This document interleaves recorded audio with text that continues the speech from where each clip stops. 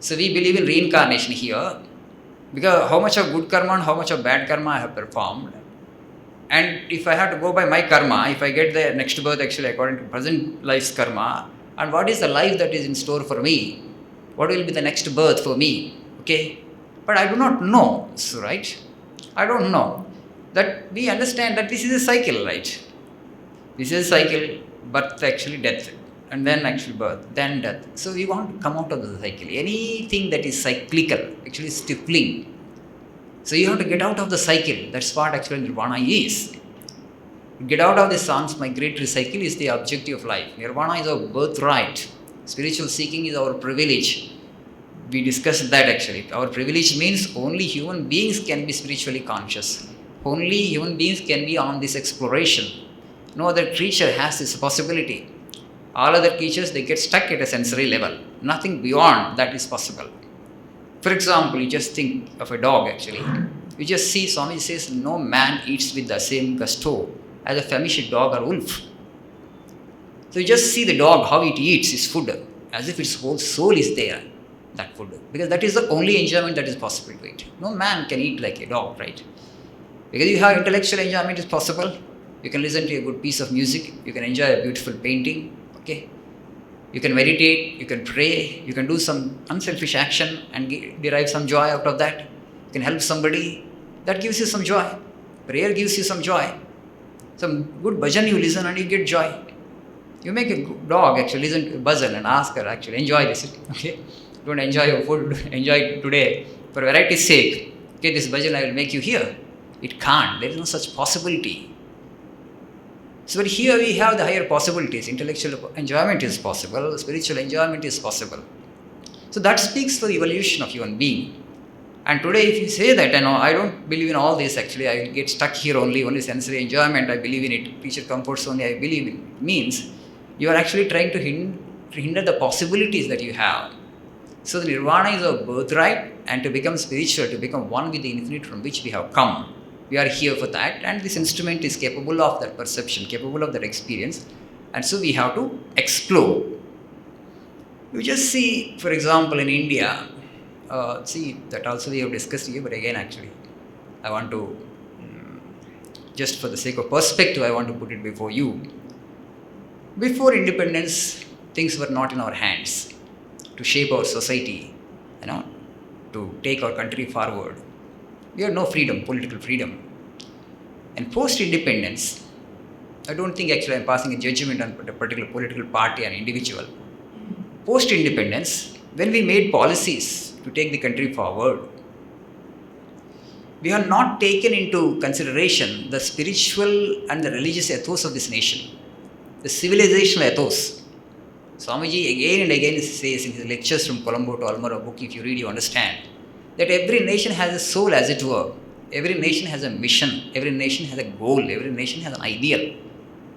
Because for India, actually, it's not just formed a nation.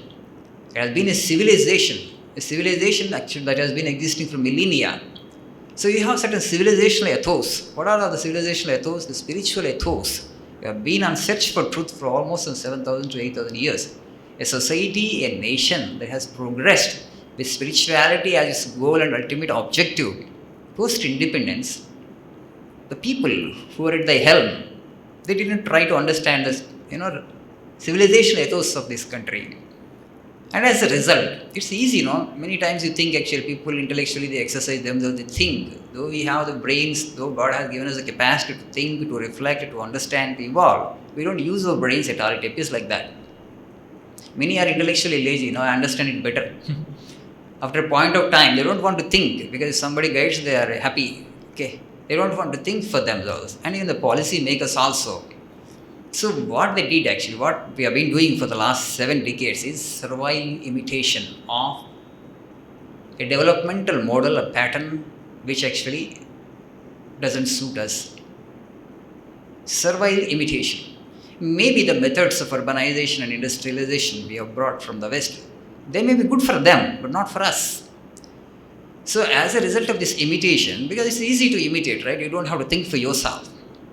Thinking actually involves some struggle. Thinking involves actually, some investment of time, some exercise you have to do, intellectual exercise. But the people who were at the helm did not actually exercise their minds enough. It appears like that.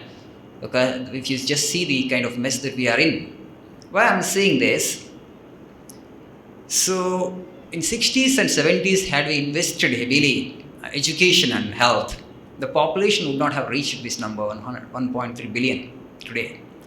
Everybody says that the biggest problem of India is population today.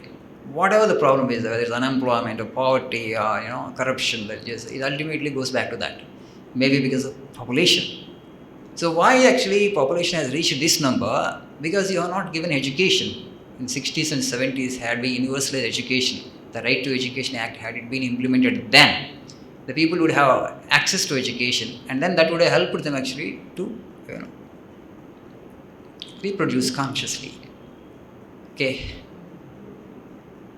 That would have helped them. The population would have stabilized at 75 or 80 crore. India would have been at 70 or 85. So all that 50 crore, 30 crore, 35 crore, this population burden is truly a huge burden. So all the money that should have gone into education and health had gone into the heavy industries. The policy makers, they were good in intention, but the method actually proved wrong. They were good in intention. They wanted to develop the nation. So all the money had gone onto this high industries, humongous amount of money, and today government actually is disinvesting. Government is disinvesting. So all the many major big companies have become white elephants, and government doesn't want to give budgetary support, and that's why they are going for disinvestment.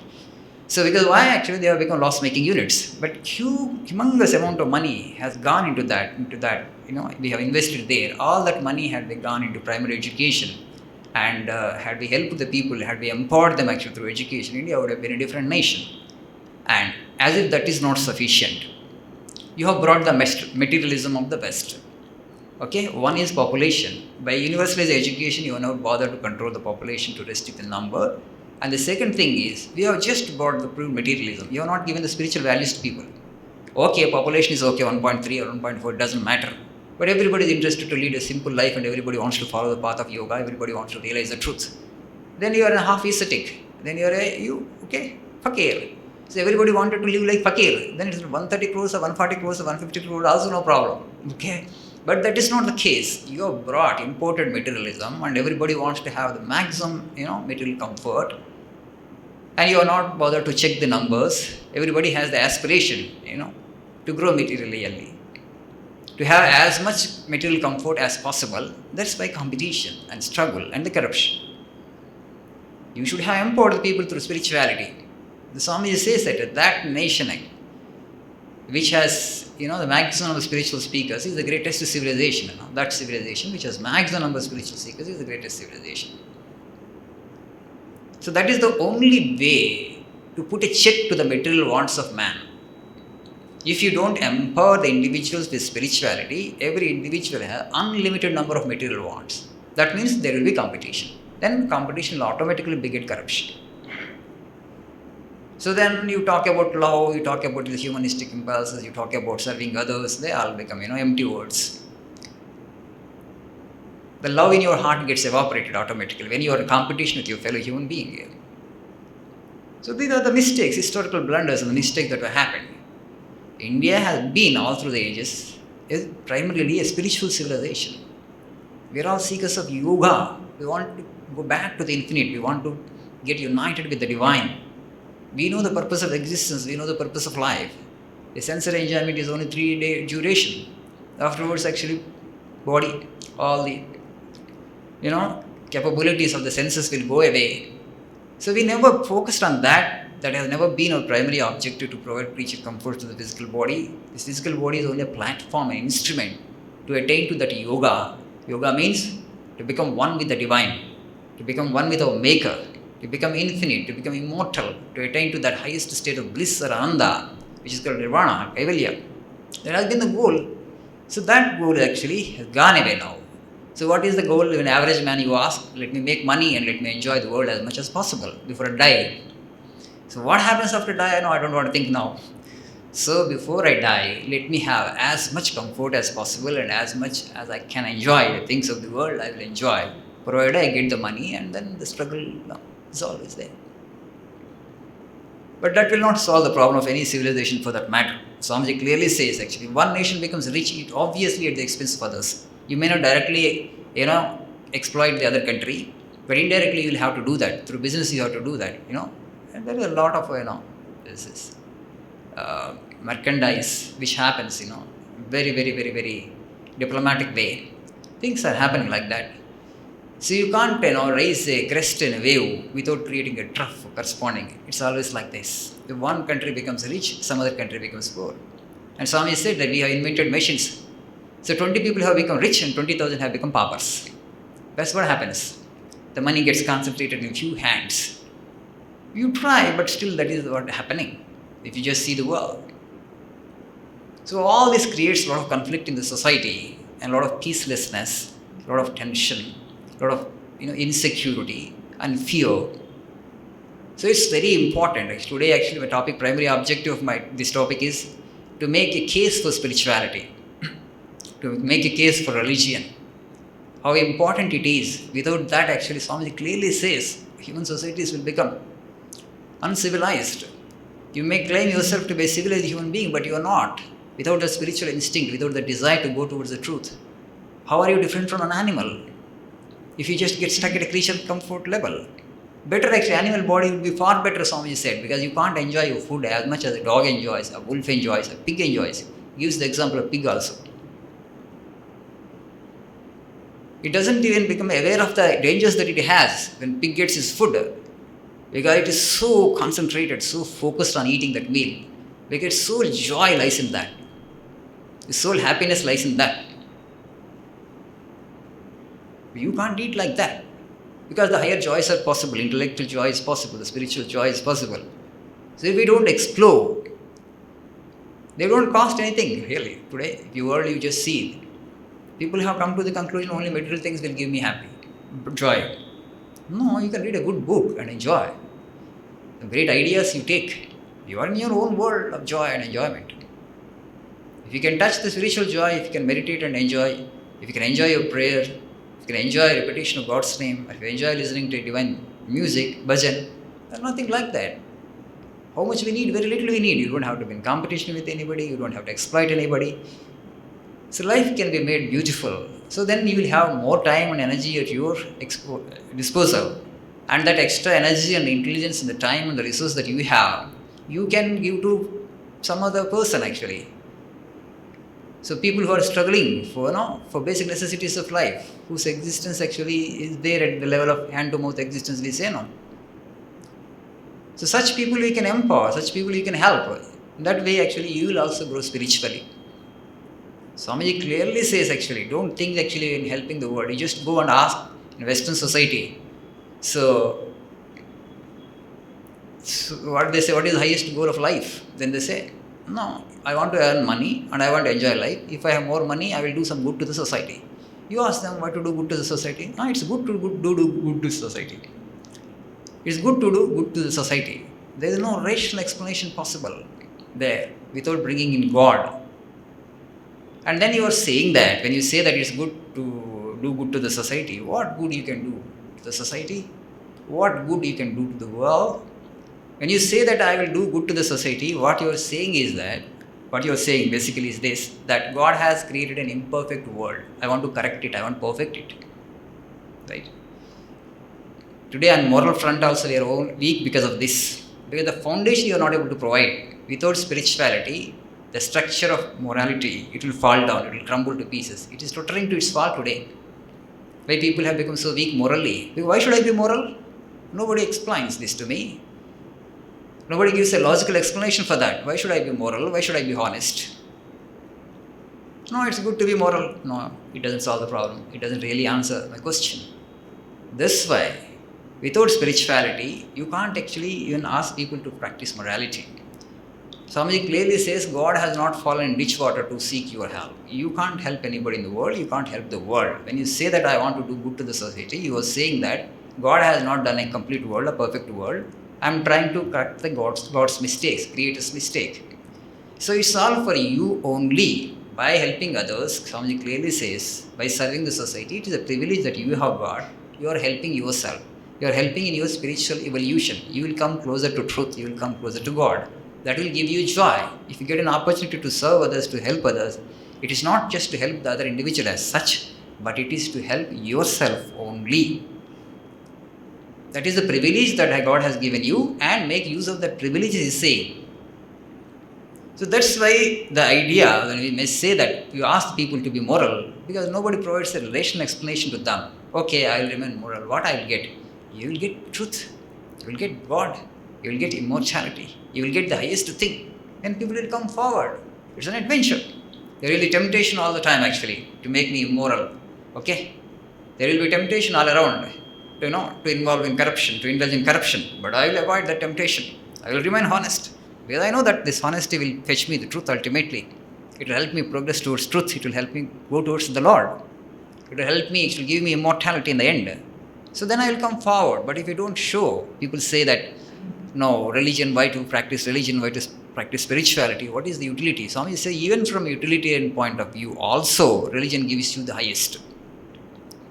But at the same time, he says, religion should not be judged. Utility of religion should not be judged from other standpoint of view. And we discussed that also here some time back. See, the idea of utility varies from person to person. So a small girl of 5 years or 6 years, you just give a chocolate with one hand and you just take another bar of gold in another hand. You just show both the things to the baby. What she will pick up? One hand, chocolate, in another hand, piece of gold bar. What the girl will pick up? Chocolate, invariably. The girl has the idea that actually chocolate is more precious, right? More valuable than this piece of yellow piece. For her, actually only yellow piece. So the utility, her idea of utility is different. So religion or spirituality should not be judged from a materialistic standpoint of view. Religion should have only religion as yardstick to judge it, to measure it. It should have its own standard to measure it. So people are trying to measure actually what I will gain if I become spiritual. So you will gain the highest. Definitely you will gain the highest. But it should not be judged from a material standpoint of view. That is the problem. Materially, will it give me bread? Will it give me home? Will it bring me a vehicle? Will it help me actually to become rich? It may or may not. But you should not actually judge religion or spirituality from that perspective at all. Truth for the sake of truth you must seek. But again, Swamiji clearly says that even from utilitarian point of view also, religion gives you the highest, spirituality gives you the highest. Because ultimately we know actually spirituality or attaining nirvana, or actually attaining highest focus or concentration.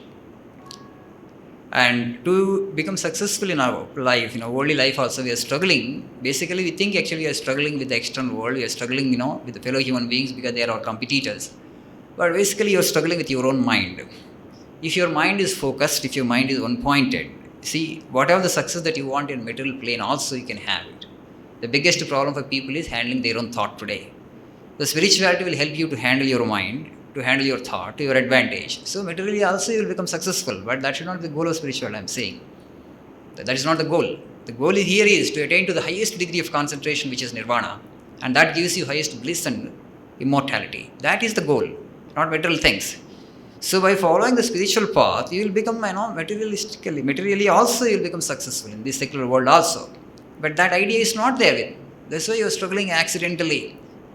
You're thinking that actually there's a lot of competition, that's why I'm not able to become successful. There is a lot of, struggle for limited resources. No. At a human level, you can create resources as much as you want. We have come into this world with that much of intelligence. God has endowed us with that much of intelligence. The only thing is, you have to become spiritual. You have to focus on yourself. You have to work upon yourself. Things will come to you. They will fall at your feet. Money will come. Name and fame will come. Everything will come. Build the character, Swami says. Have that one-pointedness of mind. Work upon yourself. That's yoga. And you don't care for the material things. God will give you automatically the minimum things that you require. All the great devotees, all the ascetics and the mystics that you see, they never cared for these material things. But they wanted, because the highest goal they had before them, I want immortality, nothing else. All these material things, they count nothing, in my opinion. So because they wanted only the truth and they got it actually, we have a number of such examples in our culture. So even from an utilitarian point of view also, Spirituality gives you the highest thing, both the material welfare and also the spiritual welfare.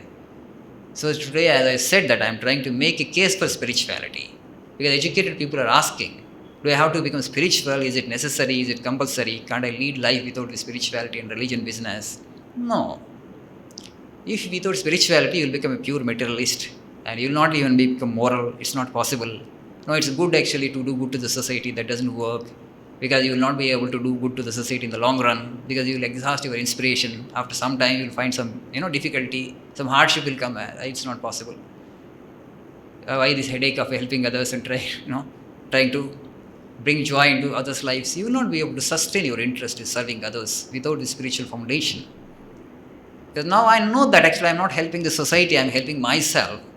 So all the people, the distressed people are there for my sake. So I consider it as a privilege. I consider it as a beautiful opportunity to grow spiritually by serving others, by helping others.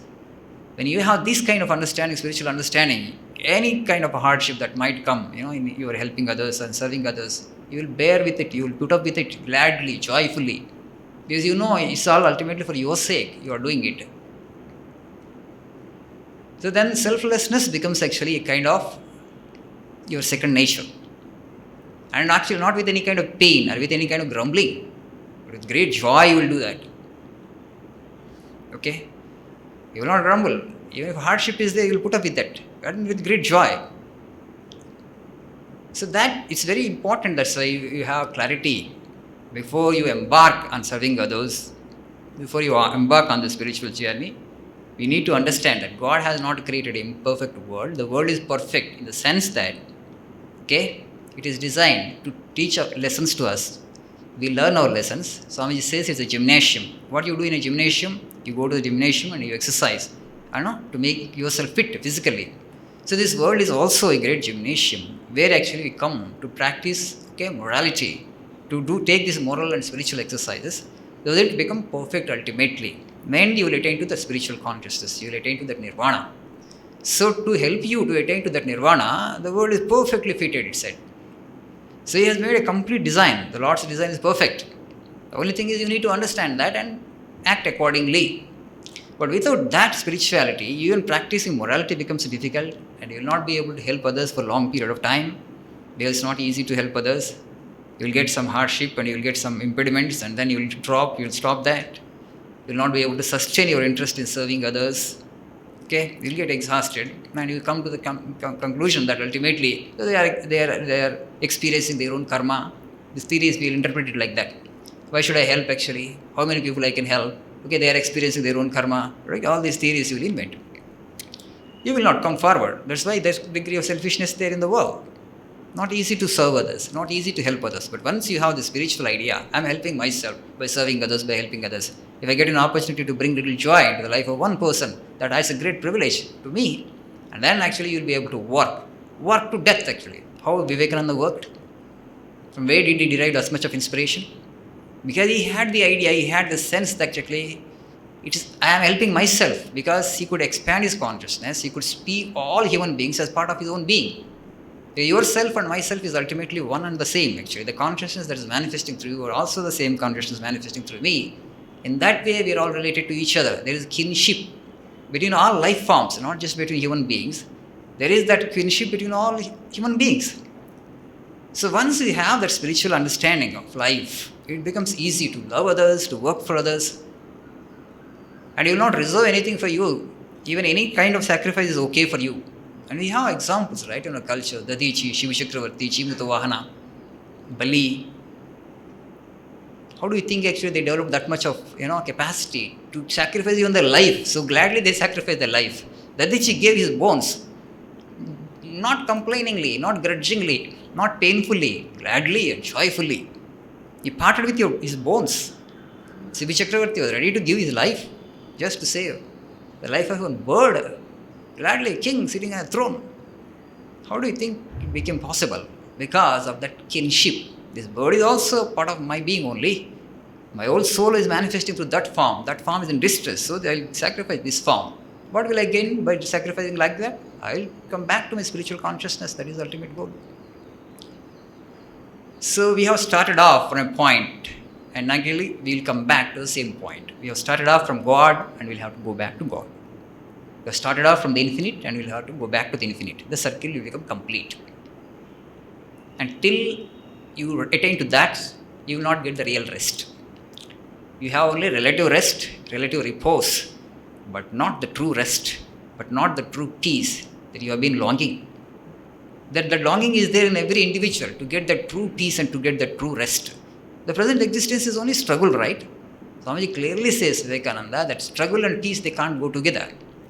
So life means struggle. Definitely there is struggle. Even if there is no, actually, all the material wants are satisfied, but all the time, constantly the disease germs, today now corona is going on. We are fighting against corona, right? The struggle is there. We are not invited, but it has come. So the struggle is always there. So Prakriti means, nature means, mind and body means struggle. Mind and body means struggle. Because it's constantly changing. We want to stop the change. We want to have it just like this. So go and ask a young man, do you want to become old? He says, no, I don't want to become old. But can he stop? Can he just be there at that age? I can just keep myself at that, but no, it's a flow. And then death, ultimately. So constantly changing, how can you have eternal peace and happiness? There is no way. The design is like that. So you can't change the design. Then you think, actually, then why should I suffer like this helplessly? I want to conquer nature. That is the goal. That is the objective. Why should, like a slave, undergo all the suffering that the nature brings upon me? Through body, through mind, and through so many things of the physical world. You rebel against that. You want to explore. I don't want to have this existence, this imperfect existence. This existence is just full of limitations. And then actually the spiritual dimension will open up for you. Then who created this universe? How I am connected with that creator of this universe? What is my real nature? Why should I suffer? Is there a way to escape this suffering associated with the body and mind? Then you explore the spiritual dimension. And then you realize it in the end that basically your spirit and consciousness, which is homogeneous, which is all pervading, which is eternally there. It doesn't change with time. It is beyond time and space. So that mighty possibility, we all have it. So without that zeal to grow spiritually, without the desire, life is boring, life is meaningless. Life is not different from the life of an animal. Human life is also. It's not much different. Animals eat, we eat, maybe a little sophisticated way. They eat raw, but they enjoy more than what we can enjoy through cooking. We need masala, we need so much thing. But in spite of that, you can't enjoy like a dog. It's okay, the sensory joys, we get stuck. So at least the desire to grow a little spiritually. A few steps actually you should take towards the truth. And Swamiji says actually only in this country you find that sweet soul sympathy for philosophy and religious thought, nowhere else in the world. They are purely materialistic races, purely materialistic countries. They understand only money and sensory comfort, creature comfort, and nothing else, no other aspiration. But civilizations, for countries, they exist like that. Today actually you are bringing that ethos into this country, and that's why there is a lot of conflict. We have been different all through the ages. Bodies are different, our nerves are different. So it's very important that we become spiritual and we deepen the spiritual instinct. And the sooner the better for our country and for our society. As you see, the people are ready. Everybody is trying to support the majority. This is a majority syndrome I call today. People are afraid of the society, afraid of fellow human beings. I just want to conform to the ways of the society. Why? Be a rebel. Be a little bold. Why you want to actually tread the beaten track? I want to be a little different. You have to satisfy yourself. You don't have to satisfy anybody in the world. What I really want in this world. If you are convinced of the spiritual ideal, follow it. Even if there is opposition from other people. You don't seek the approval. As Swamiji clearly says that in the beginning you only get ridicule. First actually there will be ridicule. People, all the mystics, all the spiritual souls who have become perfect, people branded them as mad people. Ramakrishna Paramahamsa was considered a mad person. Ramana Maharshi, when he was practicing spirituality, the brother said, if you are so inclined to spirituality, you should have been practicing it in the forest. Why are you there at home? So he ran away from home and came to Arunachala, right? Buddha thought actually, no, it's not possible to practice religion in the palace. Because administrative responsibility will be there. The father would ask him actually to take over the throne. Okay? So he felt that actually unless I have the physical freedom, it's not possible actually to pursue it, to know myself. In truth, who am I and what am I? Without knowing that, Knowing everything else in the world, even if you have all the comforts of the world, still you will be satisfied. You left it. You just wanted to explore. That's best for truth. That search, that inquisitiveness. Okay, it should be there. It is there in all of us actually. You can make it little more. It's possible. Right? We may not be able to realize the highest truth in this birth itself, but the struggle will not go in vain. The struggle will come with you into the next birth, and you will get a higher birth, a better embodiment, a better physical and intellectual disposition will be there, and so it becomes easy for you. You just make the path, pave the way for you, birth after birth, birth after birth. So you will improve your spiritual stature, your spiritual, genes, as it were, if you are, allow me to use the word. And then there will come a time you will attain to the highest realization. And then it is total fulfillment. Thereafter, no rebirth, no coming back into this world. People think that actually this individual is a pessimistic individual. That's why he's talking about religion and spirituality. Religion or spirituality or Vedanta in particular, it doesn't talk about optimism or pessimism. The young child is full of optimism because he looks at the world and world appears very colorful to the boy. Okay? Very colorful. There are so many pleasures, so many joys possible in this world. So he looks at the world with full of optimism. The same individual grows into a 70-year-old individual, 75, and just go and talk to a 75-year-old individual. Can he be as optimistic as a 10-year-old boy? No. Because now he has passed through the ups and downs of life. And now he has, experienced to analyze the nature of life. Okay? He has experience behind to analyze the nature of life. Naturally, he is not as optimistic as a 10-year-old boy. He cannot be. He naturally tends to become pessimistic because he has thumping and bumping from the world, from nature all around. Okay? But it's not. Vedanta is neither a pessimistic religion nor an optimistic religion. It is a statement of fact. This is how things are. So discriminate and try to understand. We all see the world that we want to see according to our samskaras. Swamiji gives a beautiful example. So they made a clergyman see the moon through a telescope. Then he saw the spots on the moon through the telescope, and he says that they are all the piles of churches. Okay, the grand churches are there on the moon. How he came to the conclusion? Through the telescope he saw the spots, and he thought that those spots are the piles of the churches. And a young woman was shown. She thought actually they are two lovers, they are in love with each other. See, different people see the different world. According to our own samskaras and tendencies, it is the same. We don't see the same world. So this world is relative in that way. So neither you should give scope for neither optimism nor pessimism. You just be, practical. How the life is. You just understand and you need to move forward. So what is the goal of mankind? When you say that, we have already discussed this point also. Heaven goers, to go to heaven actually, they are no better than atheists and agnostics or materialists, I say. So they are talking about only sensory enjoyment, a little more refined and a little longer period of time. So that kind of heavens also is only for, immature souls, Swami says. That is a degeneracy. Where you are not able to conceive anything better, you are not able to conceive anything higher than going to heaven and enjoy things there. So you enjoy what are the things that you want to enjoy here itself. Okay. So this idea of heaven, going for sensory enjoyments, more sensory enjoyments, that's not the real idea of religion. And so they are evolving in their own way. But here we know that actually, Haiva Tairjita Sargo, Yasham Samye Stitam Manaha. That state of equanimity, that state of Stita Prajna, the state of Nirvana, you can attain here itself by transcending the mind and body. And after attaining to that state, death becomes a joke for you. Then you have experienced your true nature. Once you get to that experience, the mystery of the world is solved for you. Why there is suffering in the world, why God has created this world, how real the world is. Even if I say that the world is Maya, world is unreal, we don't understand it now. Why it is Maya, why it is unreal. We think actually they are unreal. Their statements are unreal. Only when you get to that experience, you understand it is. Truly it is Maya. It is only a projection. It is only a picture. It is only a projection of the mind. Because now I hold on to my mind. I think my mind is an absolute reality. The world becomes a total reality for me.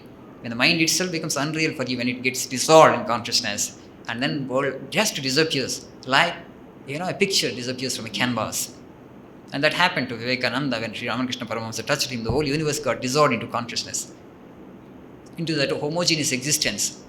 Then that experience Vivekananda never forgot. And from that he understood that Sri Ramakrishna Paramahamsa, who looks like, more ordinary than ordinary man, but is an exceptional and extraordinary individual, and touch with the superconscious, touch with the divine. The three kinds of experiences are happening every day with everyone. Suppose I move my hand like this. So this is a conscious action in me, right? Consciously I moved from this point to this point. I used my will here. I used my reason here. And again my heartbeat is happening. Heartbeat is happening. Is it a conscious action? Are you conscious of your heartbeat? Consciously actually you're making the heart palpitate? No. It is just happening. It is unconscious action. This is a conscious action. This heartbeat is an unconscious action. But actually the same force, the same power is behind the both actions. The heartbeat is an unconscious action. That action which happens consciously, we call it as instinct. And that actually which doesn't happen, consciously, we call it as reason. So there is something beyond these two, that is superconscious. And the people who have touched that superconscious actually will speak about religion with clarity and with authority.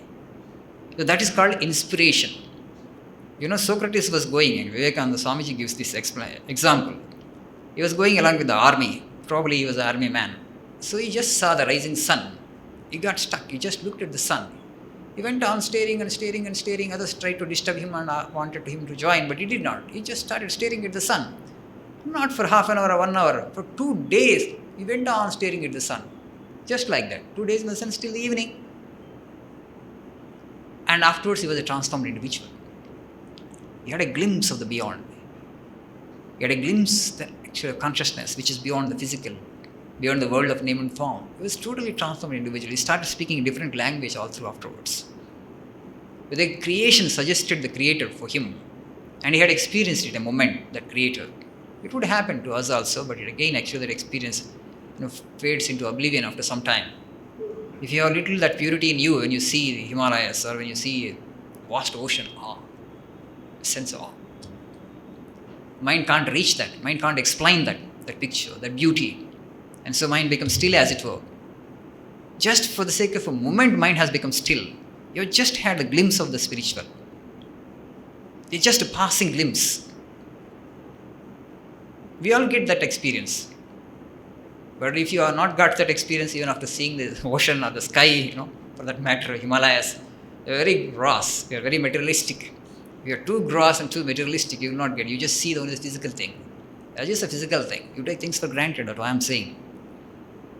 So at least a question should arise when you see the Himalayas, who might have created such a grand thing? Even if it is picture, somebody has drawn the picture. Who is that artist? Obviously you remember God. So you become spiritual from then and then. As part of the best part of creation you are, the best piece of life you are, you explore the Creator. That is the privilege that we all have, the human beings. We shall stop here. So let's make good use of that privilege.